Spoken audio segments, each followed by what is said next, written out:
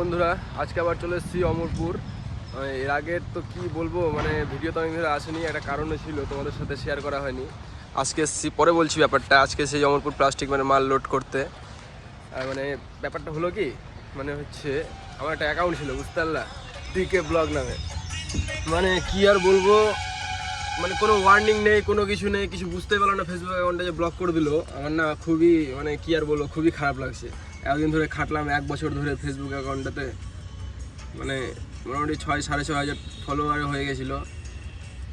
Hot করে বন্ধ করে দিল কোনো ওয়ার্নিং ছাড়াই।